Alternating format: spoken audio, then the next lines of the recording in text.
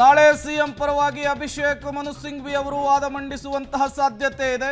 ಹೈಕೋರ್ಟ್ನಲ್ಲಿ ವಾದ ಪ್ರತಿವಾದ ಮುಂದುವರೆದಿರುವಂತಹದ್ದು. ನಾಳೆಯೂ ಕೂಡ ವಿಚಾರಣೆ ಮುಂದುವರಿಕೆಯಾಗುವಂತಹ ಸಾಧ್ಯತೆ ಇದೆ. ನಾಳೆ ಸಿಎಂ ಪರವಾಗಿ ಅಭಿಷೇಕ್ ಮನು ಸಿಂಘ್ವಿ ಅವರು ವಾದವನ್ನು ಮಂಡನೆ ಮಾಡುವ ಸಾಧ್ಯತೆ ಇದೆ. ಇವತ್ತಿನ ವಿಚಾರಣೆಗೆ ಗೈರಾಗಿದ್ದಾರೆ ರಾಜ್ಯಪಾಲರ ಪರ ವಕೀಲರಾದಂತಹ ತುಷಾರ್ ಮೆಹ್ತಾ ಅವರು.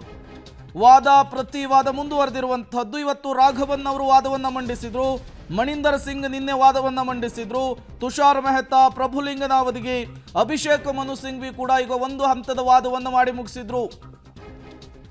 ಮತ್ತಷ್ಟು ಡೀಟೇಲ್ಸ್ ಅನ್ನು ಕೊಡ್ತಾರೆ ನರಸಿಂಹಮೂರ್ತಿ, ನೇರ ಸಂಪರ್ಕದಲ್ಲಿ ಜಾಯ್ನ್ ಆಗಿದ್ದಾರೆ. ನರಸಿಂಹಮೂರ್ತಿ, ಮತ್ತೆ ನಾಳೆಗೆ ಏನಾದರೂ ವಿಚಾರಣೆ ಮುಂದೂಡಿಕೆ ಆಗಬಹುದಾ ಅಂತೇಳಿ ಮತ್ತೊಮ್ಮೆ ಅಭಿಷೇಕ್ ಮನು ಸಿಂಘ್ವಿ ಅವರಿಗೆ ಇವರು ಮಾಡಿರುವಂತಹ ವಾದಕ್ಕೆ ಪ್ರತಿವಾದ ಮಂಡಿಸಲಿಕ್ಕೆ ಅವಕಾಶವನ್ನ ಕೋರ್ಟ್ ಕಲ್ಪಿಸಿಕೊಡುತ್ತಾ ಹೇಗೆ ಅಂತ? ಪ್ರೇಮ್, ಕಳೆದ 2 ದಿನಗಳ ಹಿಂದೆ ನಡೆದಂತಹ ವಾದ ಪ್ರತಿವಾದ, ಶನಿವಾರ ನಡೆದಂತಹ ಆ ಒಂದು ವಾದ ಪ್ರತಿವಾದವನ್ನು ಗಮನಿಸಿದಂತಹ ಸಂದರ್ಭದಲ್ಲಿ ಬೆಳಗ್ಗೆ 10:30ಕ್ಕೆ ಆರಂಭವಾದಂತಹ ವಿಚಾರಣೆ ಸಂಜೆಯವರೆಗೂ ಕೂಡ ನಡೆದಿತ್ತು. ದೂರುದಾರರ ಪರ ವಕೀಲರುಗಳು, ಅದು ಪ್ರಭುಲಿಂಗ ನಾವಡಗೆ ಅವರಿರ್ಬೋದು, ಅದ್ರ ಜೊತೆಗೆ ರಂಗರಾಜ್ ಇರ್ಬೋದು, ರಂಗನಾಥ್ ಅವರಿರ್ಬೋದು, ಹೀಗೆ ಸಾಕಷ್ಟು ಜನ ವಾದವನ್ನು ಮಂಡನೆ ಮಾಡಿದರು. ಅದಾದ ಬಳಿಕ ಸಂಜೆ ವೇಳೆಗೆ ನಾನು ಇವರ ವಾದದ ಮೇಲೆ ಪ್ರತಿವಾದವನ್ನು ಸಲ್ಲಿಕೆ ಮಾಡೋದಕ್ಕೆ ಅವಕಾಶವನ್ನು ಕೊಡಬೇಕು ಅನ್ನೋ ನಿಟ್ಟಿನಲ್ಲಿ ಸುಪ್ರೀಂ ಕೋರ್ಟ್ನ ಹಿರಿಯ ವಕೀಲ, ರಾಜ್ಯಸಭಾ ಸದಸ್ಯ ಅಭಿಷೇಕ್ ಮನು ಸಿಂಘ್ವಿ ಮನವಿಯನ್ನು ಮಾಡಿಕೊಂಡಿದ್ರು.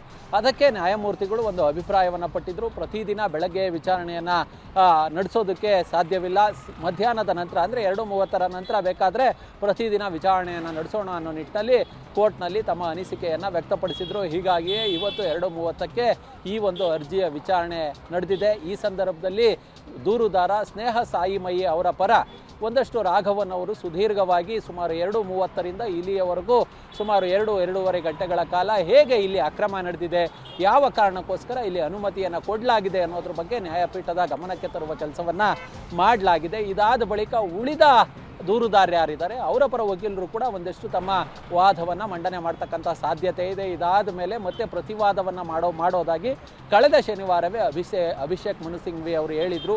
ಆದರೆ ಅವರು ಇವತ್ತು ಬಂದಿಲ್ಲ ಕೋರ್ಟ್ಗೆ ಕಾರಣಾಂತರಗಳಿಂದ. ಹೀಗಾಗಿ ಮತ್ತೆ ಯಾವತ್ತು ವಿಚಾರಣೆ ಮುಂದೂಡಿಕೆಯಾಗುತ್ತೋ ಅವತ್ತು ಅಭಿಷೇಕ್ ಮನು ಸಿಂಘ್ವಿ ಅವರು ಕೋರ್ಟ್ಗೆ ಹಾಜರಾಗಿ ಮತ್ತೆ ಅವರು ಕೂಡ ಈ ಒಂದು ವಾದಗಳ ಮೇಲೆ ತಮ್ಮ ಪ್ರತಿವಾದವನ್ನು ಮಂಡನೆ ಮಾಡ್ತಕ್ಕಂತಹ ಸಾಧ್ಯತೆ ಇದೆ.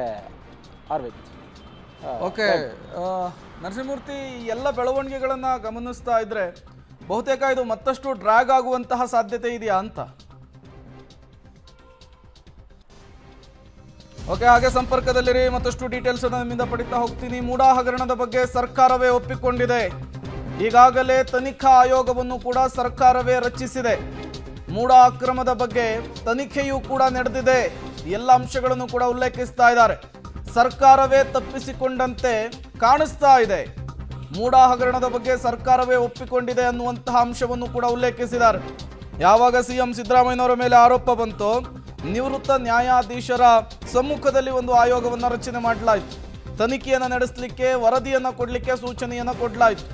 ಆ ಸಂದರ್ಭದಲ್ಲಿ ಸಿಎಂ ಸಿದ್ದರಾಮಯ್ಯನವರು ಬೀಸದೊಣ್ಣೆಯಿಂದ ತಪ್ಪಿಸಿಕೊಳ್ಳುವಂತಹ ಒಂದು ಹೊಸ ಪ್ರಯತ್ನ ಮಾಡಿದ್ರು ಅನ್ನುವಂತಹ ಚರ್ಚೆಗಳು, ವ್ಯಾಖ್ಯಾನಗಳಾಗಿತ್ತು. ಈಗ ಆ ಅಂಶವನ್ನು ಕೂಡ ಉಲ್ಲೇಖಿಸಿರುವಂತಹದ್ದು.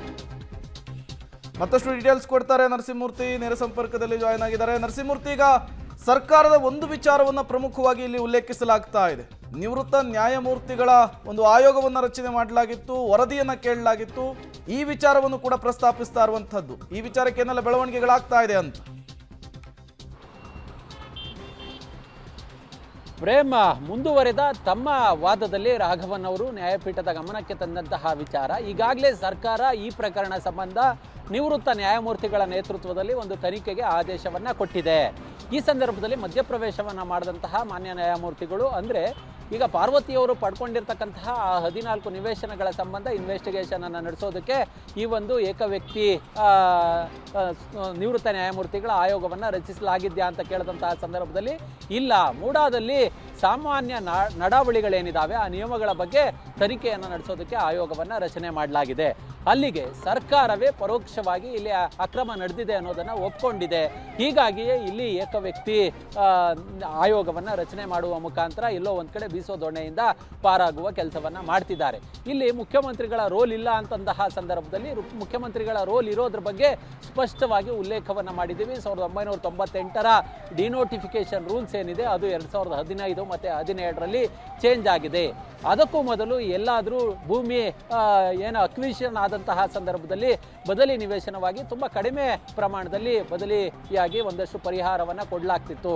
ಆದರೆ ಯಾವಾಗ 2015-17ರಲ್ಲಿ ಮುಖ್ಯಮಂತ್ರಿಗಳು CM ಆಗಿದ್ದಂತಹ ಸಂದರ್ಭದಲ್ಲಿ ಆ ಒಂದು 98ರ ರೂಲ್ಸ್ಗೆ ಒಂದಷ್ಟು ತಿದ್ದುಪಡಿಯನ್ನು ತಂದಿದ್ದಾರೆ, ನಿಯಮಗಳನ್ನು ಬದಲಾಯಿಸಿದ್ದಾರೆ. ಹೀಗಾಗಿ 2021ರಲ್ಲಿ ಇಲ್ಲಿ ಪಾರ್ವತಿಯವರಿಗೆ ಸುಮಾರು 14 ಸೈಟ್ಗಳು ಸಿಕ್ಕಿದ್ದಾವೆ. ಅದು 2021ರ ಡಿಸೆಂಬರ್ನಲ್ಲಿ 38,000 ಸ್ಕ್ವೇರ್ ಫೀಟ್ನಷ್ಟು ಜಮೀನನ್ನು ಮೂಡ ಪರಿಹಾರವಾಗಿ ನೀಡಿದೆ. ಇವರು 2015-17ರಲ್ಲಿ ತಿದ್ದುಪಡಿ ಮಾಡುತ್ತಿದ್ದಂತಹ ಸಂದರ್ಭಗಳಲ್ಲೂ ಕೂಡ ಪಾರ್ವತಿಯವರು ಪರಿಹಾರಕ್ಕಾಗಿ ಅರ್ಜಿಯನ್ನು ಹಾಕೊಂಡಿದ್ದಾರೆ. ಪರಿಹಾರದ ನಿಯಮಗಳು ಈ ಹಿಂದೆ ಏನು ಹೇಳ್ತಿತ್ತು, ಈಗ ಏಕಾಏಕಿ ಯಾಕೆ ಬದಲಾಯಿತು ಅನ್ನೋ ನಿಟ್ಟಿನಲ್ಲಿ ರಾಘವನ್ ಅವರು ಕೋರ್ಟ್ನ ಗಮನಕ್ಕೆ ತರುವ ಕೆಲಸವನ್ನ ಮಾಡಿದ್ದಾರೆ. ಇನ್ನೂ ಕೂಡ ಅವರು ತಮ್ಮ ವಾದವನ್ನ ಮುಂದುವರಿಸಿದ್ದಾರೆ. ಓಕೆ ನರಸಿಂಹಮೂರ್ತಿ, ಹಾಗೆ ಸಂಪರ್ಕದಲ್ಲಿ